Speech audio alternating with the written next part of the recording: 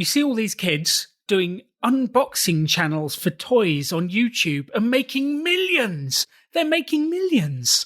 But what does it actually take to build a YouTube channel? Is it as easy as unboxing some new stuff you've bought and the dollars roll in? Or do you actually have to do some work? Well, today's guest has been building his YouTube channel for the last 18 months. It's called Cali to the Crowd. And we have Andrew Alinda with us, who's going to talk to us about how to build a YouTube channel from scratch. The extraordinary belongs to those that create it. Rebelling against business plans and debt, rebelling against what society expects of us to build cool businesses, make money, have fun, and do good. Let's create something extraordinary together. Welcome to The Rebel Entrepreneur. Andrew, welcome to the show. Alan, thank you so much for having me on. I've been an avid fan from the background. Oh, that sounds a bit creepy. I have been an avid fan of the Entrepreneur podcast for a very long time. I've always wanted one of those avid fans, but in my imagination, it was never you. No, don't worry. I won't be pressing my face against your window anytime soon.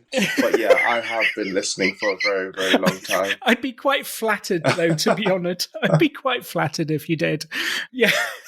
Anyway, moving on very quickly. You've been building this YouTube channel called Cali to the Crowd about calisthenics. Your videos are very inspirational. Katie, my wife, has been watching them. She's been fully inspired. You've got 3,420 subscribers. And in the first 18 months, you've got 307,000 views. That's insane. That's fantastic. Yeah, it's nuts when you say it like that. And I imagine we're going to speak about that today. That hasn't happened overnight. It sometimes blows me away because if you told me that this is what it would be like in 18 months, I wouldn't have believed you. It's one of those processes that over time, a bit of a slow burn, then one day you wake up and you've got this community that you've built that's really engaged, really inspiring, and you just can't believe what you've built over a long period of time and with consistency. Well, the first thing I'd love everyone to take from this is it's 18 months. I remember back in the day, Katie and I were listening to Tim Ferriss's book. It was The 4-Hour Body, and we were reading it. And some of the case studies said they lost however many it was, 50 pounds, 40 kilos, and they were getting fit and getting healthy. And I did the diet for a week and a half, I think. And I looked at Katie frustrated. Why haven't I lost weight? Why aren't I thin? Why aren't I attractive yet? And she had to remind me that in those examples, it was it took 6 months. But you kind of glaze over that bit. It took 6 months. It took 18 months. It takes time to build things. And behind every overnight success is years of hard work. So I guess question one, you've spent 18 months on this, but what does that actually mean? Has it been 18 months full time? Do you spend an hour a day? What does 18 months actually mean to get to this level? Because it's a pretty good level to get to. Sure. So my YouTube channel is a bit nuanced in that because it's a fitness channel, the content is also dependent on my athletic performance, basically. So calisthenics, for those of you who don't know, is essentially like poor man's gymnastics. It is a way of, people doing handstands and jumping on bars. Basically, people who are extremely resistant to the gym still wanting to work out. And what that means is that in order to cultivate my channel, I spend a whole load of time actually training. I don't really count that towards my channel time though, because I enjoy that and I would be doing that regardless. But then when it comes to YouTube, there's the whole research piece. So, anytime you come up with a video idea, just making sure that it's sound. I spend a lot of time on Google Scholar just to put a little bit of empirical muscle behind my Empirical videos. muscle, I love that. A little bit of rigor to the data. Evidence. Yeah. And then on top of that, the actual filming of the videos and then the editing of the videos. Before you know it, you can easily spend about 12, 15 hours a week just creating one video, and I create one video a week. This is on top of a full-time job. Wow. I'm not so fortunate that YouTube can replace my income yet, but it's fun. Yet. I enjoy it. Yeah, keyword yet. It's fun, I enjoy it, and yeah, I'm going to keep it going. Well, I think it's quite interesting because if you didn't love doing this, like you have to give up a lot of your time for 18 months before you even see results. And I guess, well, here's the question. After 18 months of work between 10 to 15 hours a week, what are the results you've got? Like, have you made any pennies? Have you got anywhere? Like, where are you? Yeah, so like I said, it's been a slow burn. For the first 16 or so of those months, there was no financial incentive behind it at all. There's a process for being able to get money off of YouTube. The hurdle for that process is relatively high. You need to have accumulated 4,000 watch hours, which is just shy of 250,000 minutes. To put that in perspective, most of my videos are about 5 minutes long. So it's a lot of minutes that people have put in, and you need to have a minimum of 1,000 subscribers, which is no small feat by any measure. So it took you about 16 months to cross those measures to be able to sign up to the YouTube monetization. Are you a millionaire yet? I really wish I was, as you can see, I'm in my golden plate house with my diamond cutlery.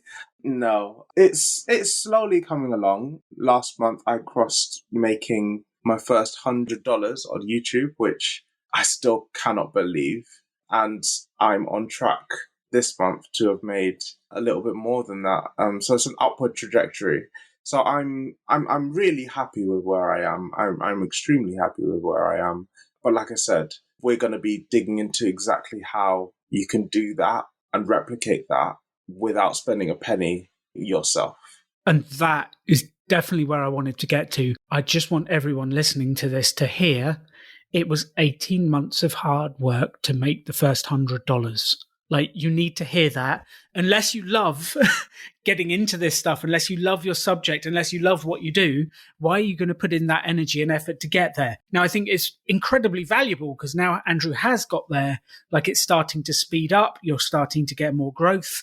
And I think the sky is your limit with this stuff, and it's going to create an incredible life and work for you. However, this is not a quick fix. And unless you've got 2 years of cash sat around so you can just focus on the YouTube channel, like, you're going to have to do it aside your job, as a side hustle, as a gig, and finding the energy to do that before and after work, if you don't enjoy what you're doing, is going to be tough, which is a lot of the times why we talk about on this show, pick something you enjoy, because you could build a YouTube channel about anything. Why would you ever pick something you don't like?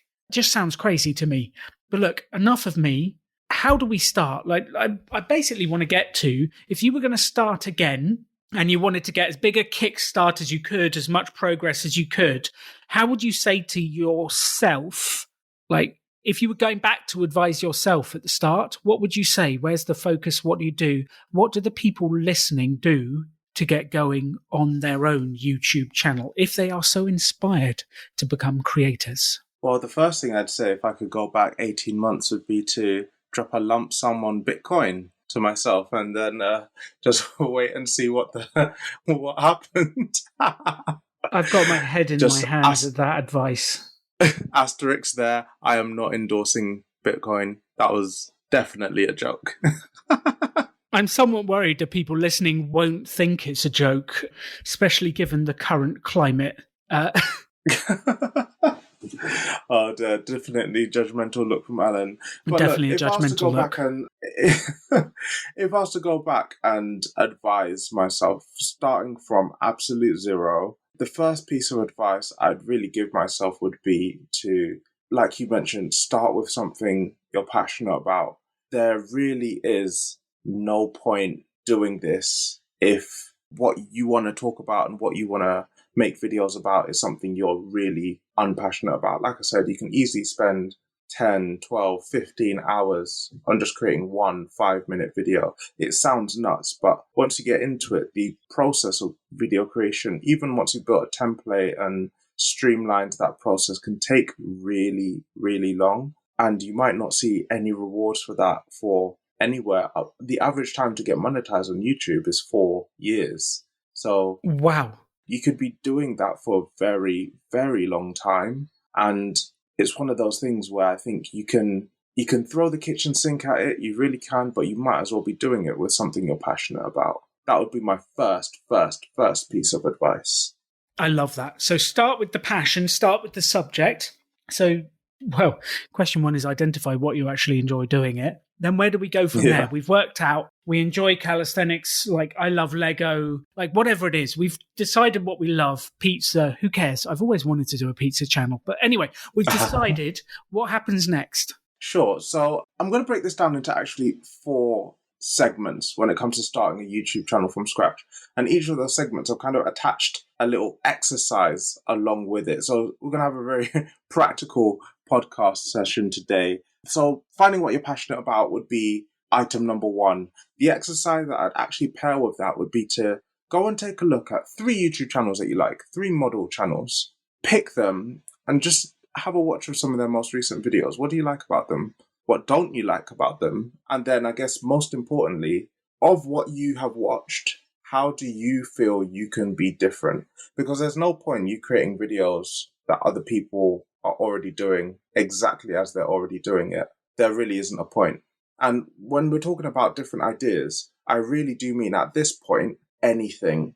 There are literally videos on YouTube that you can watch of people scrolling through social media. You can watch a video of somebody scrolling through TikTok or Instagram, or you can watch a video of somebody doing their homework. And these people have hundreds of thousands of subscribers. So I don't believe there is an idea you can come up with that is invalid. So pick one that you find yourself passionate about and go and hunt for some role models that you can look at and find out how you can add value in a different way. That would be, if I was to package all of that into step 1. And I guess what we're really saying is there's no right or wrong answer here. There's actually no limits. No, none at all. If you're going to pick something, start and get learning, you will already be further along than so many other people who have sat down at a cafe with their friends and said, do you reckon I should start a YouTube channel? Just do it. Just do it. We all know what your friend is going to say. Yeah, that sounds cool. I'd watch it, So just go out, do it, try it. You'll learn way more from posting that first video than anything else you can possibly do. I absolutely love that. And it's advice I regularly give. I say, go and speak to a real life customer. You will learn more in a half an hour conversation with a real life customer than you will in 2 weeks of Google research. And I guess it's the same for building a YouTube channel. Building that first video, you'll learn more than you would from weeks of talking about it. Okay, so step 1, passion. Find 3 model channels. Watch some videos, work out what you like, what you don't like, and how you could be different. That's step 1. Mm-hmm. What are we on to for step 2? Step 2 is, so I could have gone down a few avenues here, but I'm going to just focus a little bit on the actual video creation. Now, this is the part that I think is going to adhere so much to the Rebel principles. If you were to go onto YouTube right now and click how I create my YouTube videos, you'll find so many videos of really popular YouTubers talking about the software that they use and the products that they use to create their YouTube videos. Yes. Beneath that, you'll probably find a series of Amazon affiliate links to those products as well, but we'll brush that aside. When it comes to the video creation, you really do not need to spend a lot of money. You really don't. It can literally be free. And I don't mean that hyperbole. It can be as cheap as $0. When it comes to creating your video, if you make sure that you are in a environment that is not distracting, so you have a decent background that won't distract the viewer from your background, you have good audio. Here's the bit where you might want to splash out a little bit, but for example, I use a £10 lapel mic that I got off of Amazon, and that's the only cost my YouTube channel has ever incurred to me.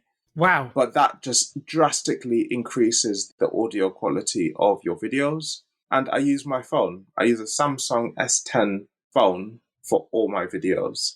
You'll find most YouTubers use a camera that is maybe up to £500 worth of camera that you've bought. I definitely don't think that's necessary, especially when you're starting out. What you're looking for is a proof of concept. When it comes to video editing software, you will hear a lot of talk around the Adobe products. The Adobe Creative Suite is amazing. It's what I use, but I get it for free from work. We won't tell them that. We won't tell them that I partially use it for that. Say nothing, yeah. Yeah, we'll completely brush that aside. But if you want alternatives to Adobe, there are alternatives. And Alan, I will send you a link that you can drop into the description. Tell us about it now. Where do we go? Where do we find out? So there's a really fantastic site that has broken this down called Creative Block. They have amazing video ideas and transition ideas that you can use for your videos. But what they also have is a really interesting blog, and every week or so they come out with a really, really great article that usually teaches you something new about graphic design or video editing. And I find it really interesting to subscribe to. I'm on their email list. Is this a YouTube channel? Is this a blog or a... No, sorry, it's a complete website. Creative Block. Block spelled BLOQ, because they're trendy like that. But they have an interesting article called 6 Amazing Free Adobe CC Alternatives. Oh, cool. Basically, what they have is they have a list of, if you can think of an Adobe product, take Photoshop, for example, they have a free alternative that you can use, download today, and get started with creating something. So the alternative to Photoshop, for example, is a tool called Pixlr. The alternative to Adobe Premiere Pro, which I have actually used once before, is DaVinci Resolve. I really like DaVinci. It's a tool that is really, really powerful and most importantly, free. So if you're looking for a powerful tool that you can use to create your videos in a way that isn't going to burn a hole into your pockets, you can use that. I love that. Excellent. So DaVinci Resolve, I've had a little Google. It looks incredible. I will be checking that out. And it's free? Like, what's the catch? Come on. What's going on here? Basically, their model is to get you on a series of freemium features. So they're looking to get you onto their free product, and then for particular add-ons, for particular tools, that's where they try and get you to purchase products. But for what you get completely for free, you can use DaVinci really well without ever needing to pay a penny. I love it. That's a fantastic thing. So really, what we're working on now is the video creation and getting going. And what you're telling us is just use my phone. Maybe we've got a £10 lapel mic to do sound. And one of the things I've heard, which I'd love to know, what I've heard is for video, sound is the most important bit, which I find interesting. Why is sound so important in video? Well, there's actually 2 reasons for that. The first one is sound is such a key sense. If you go and watch a YouTube video, what you'll probably find is the first sense of yours to wander will be your sight. You will probably look elsewhere. You will probably multitask by looking at something else. But your ears is what you're paying attention with. That's the primary thing you're paying attention with. And the audio quality is just paramount to making sure that you're keeping that attention. The second part is actually a little bit more insidious. YouTube uses a lot of data to figure out what your video is about. It really tries to make sure that everything about your video, everything from the images in your video to the thing you use as a thumbnail, to the title of the video, to your description, is relevant to what they're going to show to the person who's decided to click on that video. One thing they actually do is they use AI to pull what you're saying in your video and actually turn it into subtitles, automatically generated subtitles. They use that as metadata to use as further data to make sure that they're recommending these videos to the right people. Interesting. If your audio quality is poor, you're actually taking away a tool from your toolbox in order to rank better on YouTube. Unless you're going to physically manually input those subtitles yourself, YouTube won't be able to if you have a title called How to Make a Podcast or How to Start a Podcast, and the auto-generated subtitles that YouTube is pulling isn't getting that from what you're saying, it will class you as a spammy video. Interesting. And it's taking a tool out of your arsenal. So yes, I completely agree. Audio is really, really important. Followed closely by visuals, but I'd still say audio's definitely top up there. Interesting. Okay, cool. So we need to work on the sound. We need the microphone. We can get the free software with DaVinci Resolve. So how do we actually start? Like, tell us how to start, because we've got to do something. How do we actually start? Sure. So the exercise that I would have attached to this section of just video creation would be, so before we spoke about the 3 channels that you're going to take a look at and really dig into what you liked and what you didn't like about them. The next exercise that I'd like people to really try and do is go onto those channels, click on the videos tab and flip it so you're actually looking at their videos in order of oldest to newest. And go and watch their older videos. Go and watch the videos where these guys were starting out from nothing. Go and see what they did wrong, because I guarantee you almost all of their videos from way back when will be absolutely terrible. Not to the quality that you're looking at now. That will do one of 2 things. Number 1, it will teach you what not to do. What don't you like about those videos? Yep. Avoid doing that. And number 2, it will actually give you the confidence to just start. Get that camera in front of your face and start making a video. It doesn't matter what it is right now. Just start making a video. Make that video in a way that adds value to the person watching it. Make sure you're aware of what that value is. Create that video, look back on it and have a think. Did you enjoy filming it? Did you enjoy recording it? And would somebody watching that video come away with value, whether that value is entertainment, learning a new skill, whether it's relaxation, whatever it is, they should be able to come away with something. I think the problem that a lot of people starting out on YouTube try to do a little bit too quickly is make it too much about themselves. I did this. I have this. I'm doing this. It sucks, but people don't care about you. They don't know who you are. You haven't added value to them. Why should they care? It should be about you providing value. Then maybe later down the line, you talk about what you're doing once you've added value, and then you can talk about how maybe something you've done is applying what you've seen is enriching other people. So really what we've got to do is focus on sharing something of value with an audience. Yes, 100%. I think if we boil that segment down, that is pretty much what we're talking about.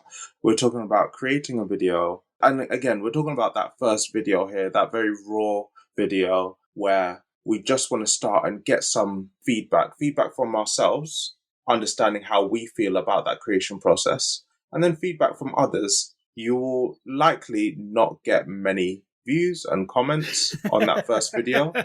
It is therefore your responsibility to be ruthlessly and unapologetically, just unashamedly promote that video. It's your job to unashamedly promote that video in a way that you've created this thing. Go and put it in front of as many people as possible. If the feedback is, oh, that's nice, as it probably will be from your friends and your mum, then maybe have a think about who you want to be specifically putting this video in front of. But for that first video, I would highly recommend just putting it in front of as many people as possible, because the feedback will be very general, but there will still be nuggets of value in that feedback. So if you want extra inspiration, then feel free to go to the Rebel Business School YouTube channel and look at our first videos, where I forced my business partner Simon to sit on a cream couch in my laptop before we ran our first ever event in 2012. And we filmed ourselves talking about the event. And I don't think Simon could look any more uncomfortable. I did not tidy up the pots and pans from the kitchen behind me. It's a mess. Who knew background was the thing on YouTube?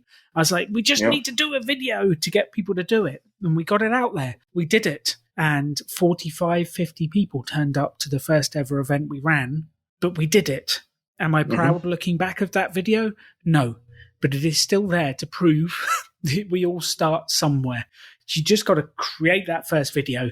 You've got to get it out to the world, and you've got to get it going. 100%. I think we can sit here talking about backgrounds and filters and lighting. But ultimately, for that first video, if we're talking about getting started from scratch, that first video just has to be just do something, get that feedback as soon as possible. Just get it out there. Just get it out there.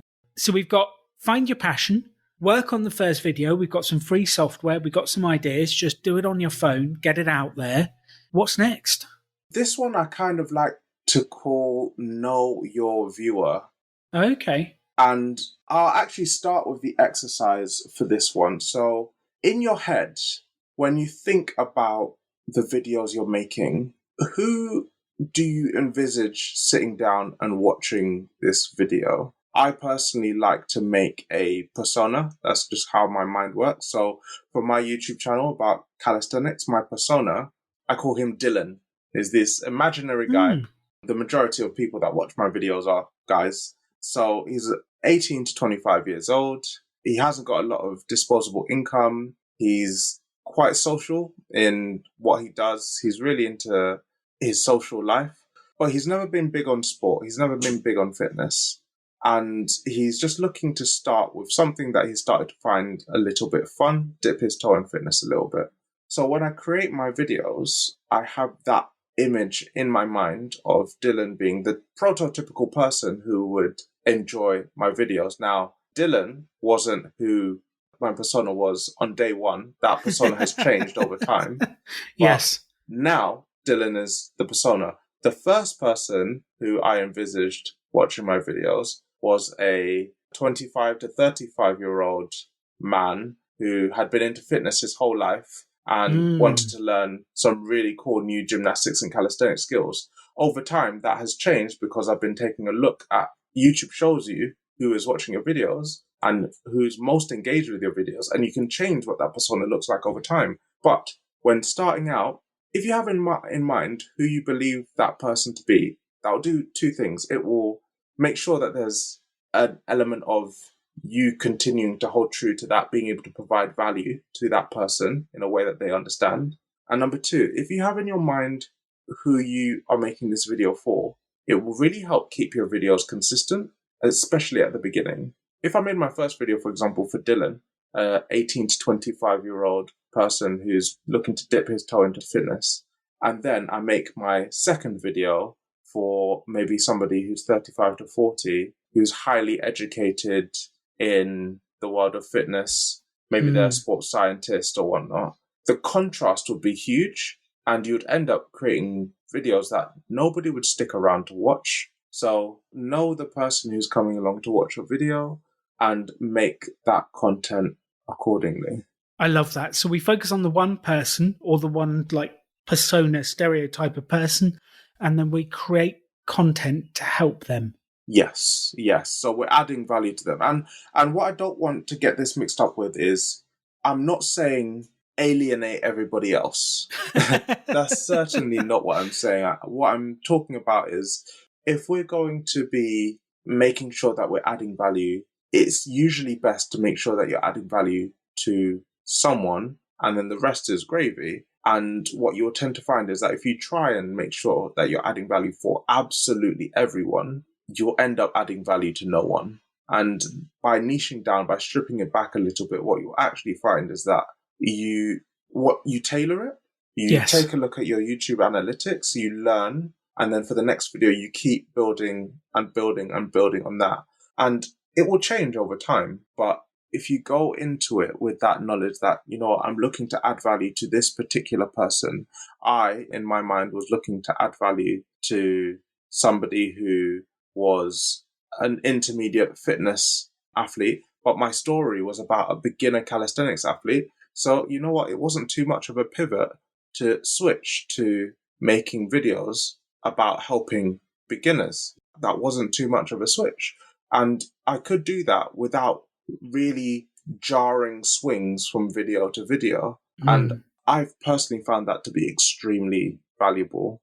Cool. So we've got a target. We know who we're talking to, which does make life a lot easier when you're launching a business. And actually, to tie into what you're saying, one of the things we repeat ad infinitum at the Pop-Up Business School is if you try and sell to everyone, you will end up selling to no one. And I think it's the same in pretty much everything you do. If you try and please everyone, you'll end up pleasing no one. And sometimes our advice is divisive on the show. And well, it should be, because if you please everyone, you're probably whitewashing and not actually adding value. So stop trying to please everyone. Pick one group, one idea of a person, and dive in, provide value, connect, challenge, and create something cool. Excellent. So we've got passion, video creation, know your viewer. Where are we going next? Sure. So this final one kind of wraps a lot under the same umbrella, and it's basically about consistency. When we go into any form of content creation, especially content creation that we're looking to turn into a business one day, I cannot stress how important consistency is. If you can just be consistent, I guarantee you that you're 90% of the way there. 90% of the people won't continue to be consistent. So there's a lot of things packaged into that word, so I'll split it out a little bit.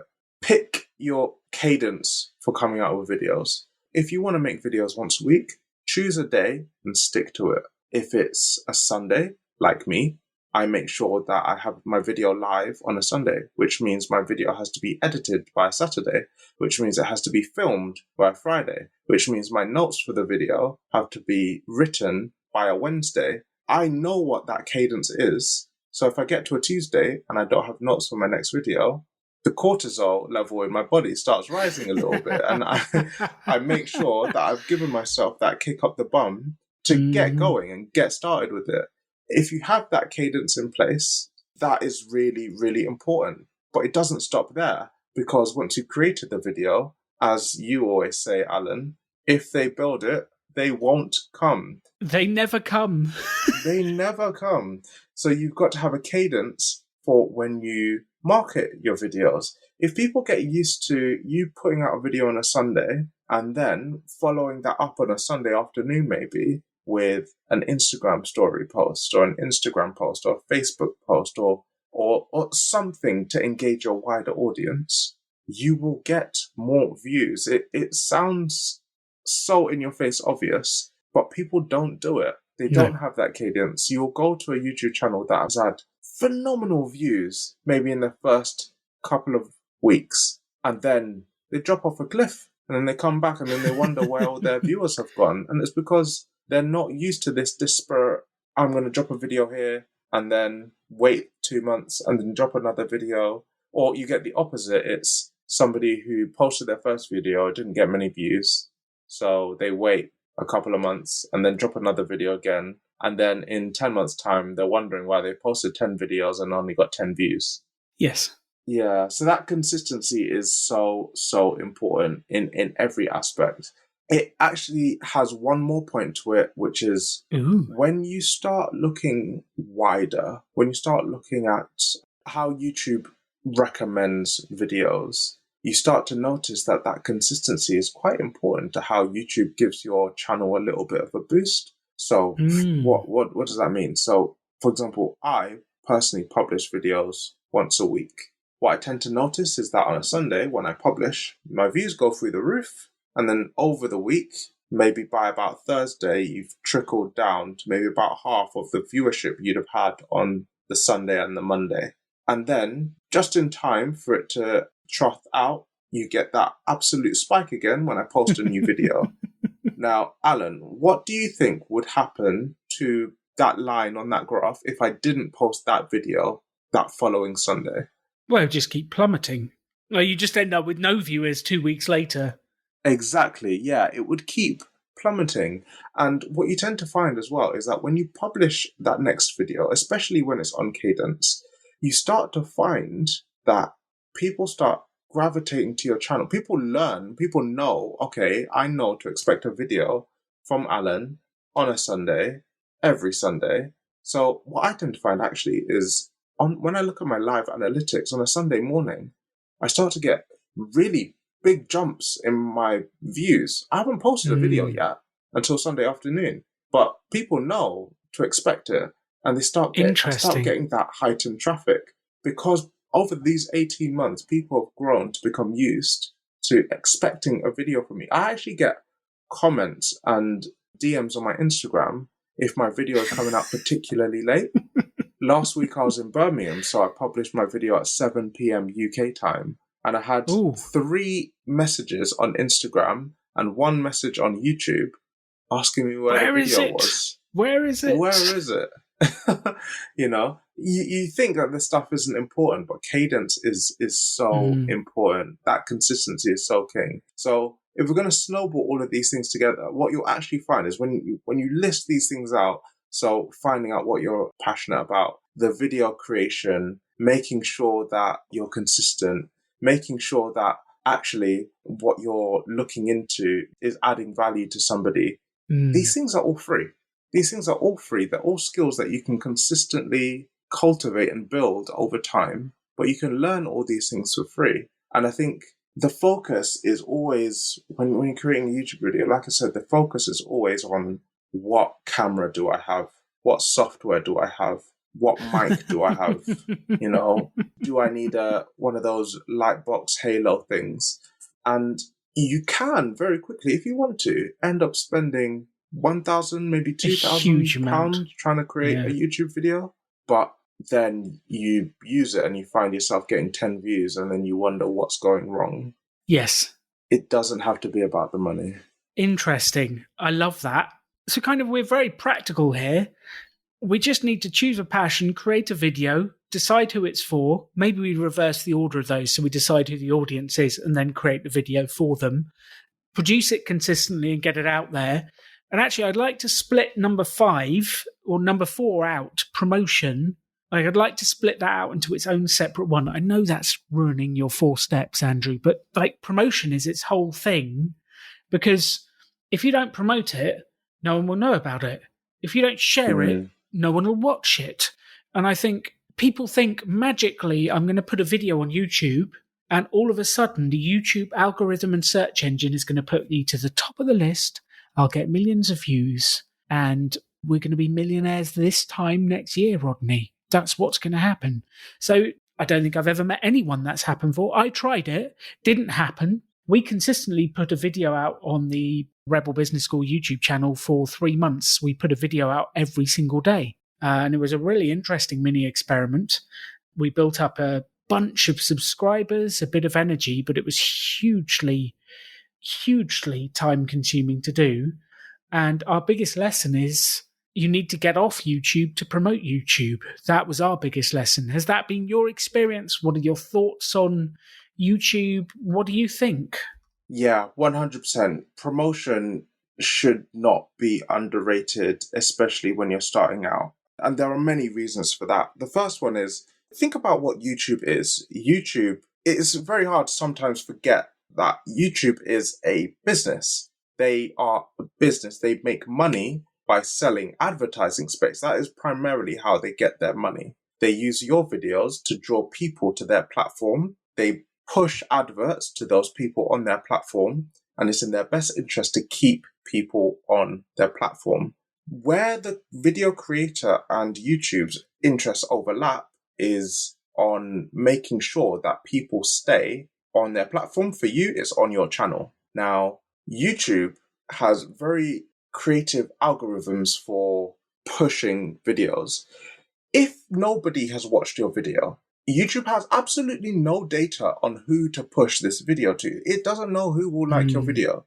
So the best thing you can do to get your video ranking higher is to give YouTube some data on your video. And the best way you can do that is to shamelessly plug your video to every man and his dog. If you plug your video to, all the group WhatsApp texts that you've got, I don't care. Be shameless in your approach, because if it's something you're passionate about, it's something you're going to be consistent with, over the long term, what you'll find is that these people actually admire your passion. Yes. Publish it to the work WhatsApp group.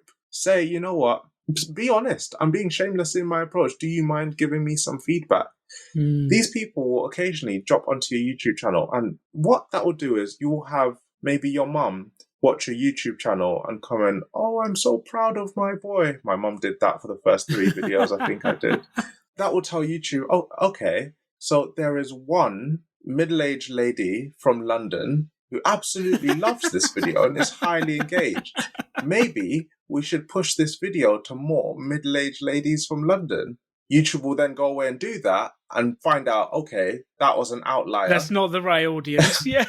That's not the right audience. But you know what? YouTube is getting data. It's getting richer data. And you know what? If you do it to enough people, what you'll find is that there will be a group, a subset of people that will watch your video and latch on to the idea. Yes. Maybe not initially, but if you keep pushing it, they will latch on to that idea, and that will give YouTube such a rich set of information and data points as to who to continue to pushing this video to. And what you actually will find is if you continue to do that, you will find there'll come a tipping point where the majority of your views is not coming from your shameless plugging of constantly sending your friends and annoying your friends. You'll find that there's a tipping point where you gain most of your views from YouTube's recommendations. And that is a really exciting point that you can actually get to really, really quickly if you promote your videos. How long does this take? How shameless and for how long do I need to be out there pushing this? Because you say quickly, but as we spoke about at the very beginning of this, is that 18 months quickly? Is that 6 months quickly? Or is that 4 weeks quickly? Yeah, so when I say that tipping point, so how I noticed it was I used to live on YouTube analytics. I'm one of those people that likes the numbers. I like looking at the line graphs go up and down. And I always found that whenever I shared my YouTube video on Instagram or on Facebook, I would get a little spike in the number of viewers. And because the number of viewers was so small, I could see. You could see it. Physically see when one extra person had watched my video that day. It was that granular.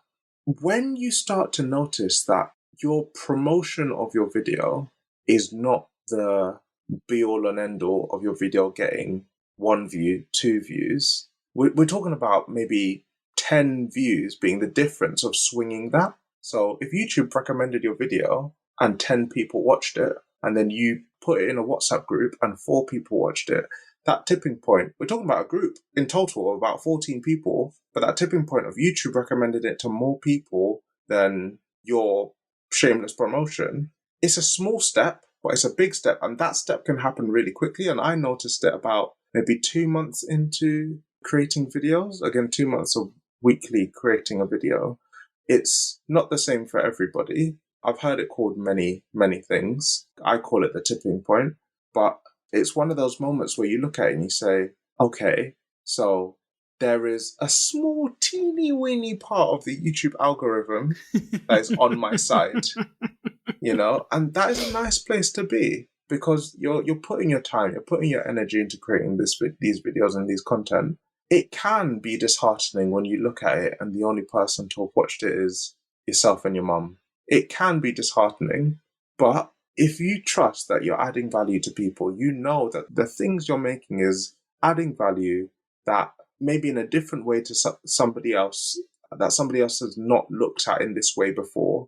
You have to trust that eventually it will work for you. It just won't happen overnight. You're not going to get to 1 million views in a day because it's not in the interest of the YouTube algorithm to promote videos from unknown channels who have just cropped up overnight. That's not how the system works. You have to build up credibility, and the only way to do that is to be consistent, provide value, make sure you know who you're providing the value for, and to make sure that you're being passionate in how you're coming across. So really, we just need to start. I think if you're listening to this, the advice Andrew's giving is just start. If you've ever dreamt of creating a YouTube channel, pick the subject and start. And it takes time, energy, and effort, but it can be done. For free. I love that addition. Yes, for free. That's what this show is all about, is building businesses without spending money. Sounds like you've spent about £10 on a microphone and you've made like a couple of $100 on the other end. So you have a good return on investment so far, but you put in a lot of time to get to this point.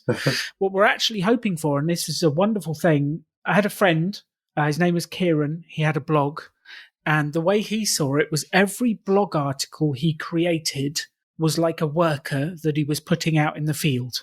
And he puts these workers out there and then they're working even when he's sleeping. So you've been building videos for 18 months. You've probably done 75-ish videos now, and you've got 75 videos that are continuing to work for you even whilst you're working on the new ones. So that kind of build up of that energy, putting those workers out into the fields to be promoting for you, working for you, searching, working in the YouTube algorithm to find you new viewers. Like, you've been building these workers for some time now. And do you know what I find interesting about that is that we mentioned that it can take up to 18 months for you to start to see the benefits of, well, it took 18 months for me to start to see the benefits of me creating these videos. But that isn't 18 months wasted effort and then only now I'm only going to get anything out of it. What you actually tend to find is that when you have a successful video, it drastically bumps up the traffic of your historic videos. All of those views, once you've, hit your monetization threshold, it will mean that you will ultimately get more money. I noticed it as well when I started making videos on handstands. It was just before the start of lockdown. I was a small YouTube channel. I didn't really know much about what I was doing. And then halfway through lockdown, what I tended to find was that actually more and more people were interested in handstands. And then by the time I was halfway through lockdown, the number of people searching for it went up. And once I was slightly more established, the views for my handstand videos shot through the roof through absolutely no action of me. This is just a video in the past that just randomly started to perform well because of other environmental factors. And you'll tend to find that again and again and again. I love that. I love that. So if you were to summarize, Andrew, for someone who's been thinking about building a YouTube channel, they've had an idea, or maybe they've not even thought about it until listening to this episode, what's the summary of the advice? What do we really want to hit them with? How best do we help them?